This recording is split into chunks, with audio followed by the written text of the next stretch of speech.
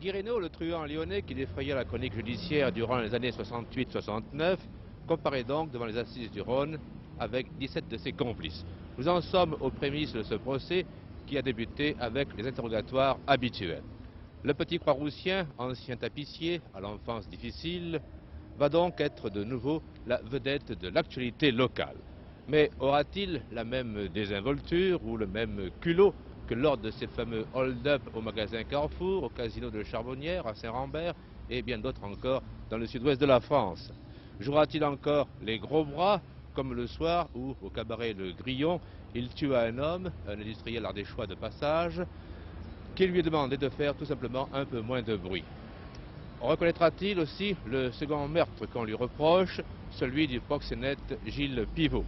Enfin, est-ce que juges et jurés verront devant eux le gangster que la chance a souvent servi, rester un caïd, ou bien un homme qui a compris du fond de sa cellule que sa gloire éphémère allait lui valoir une longue et dure expiation? Guy Reynaud a aujourd'hui 30 ans. Ses méfaits, il les a accomplis en 68, il avait alors 25 ans, et dans ce contexte d'une époque troublée où toute une jeunesse allait à la dérive, il a choisi la carrière du banditisme, entraînant avec lui d'autres jeunes gens, des gamins parfois, dont il a fait ses servants plus que ses associés. Son orgueil a conduit Guy Reynaud au crime, à l'assassinat. Aujourd'hui, il risque la peine de mort. Il porte aussi la lourde responsabilité d'avoir fait d'une poignée d'adolescents ses complices.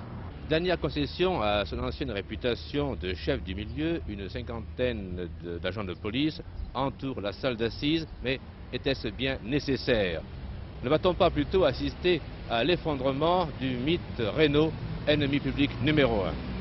Il sera intéressant de suivre son comportement durant les 12 jours de son procès, autrement dit, de sa dernière parade.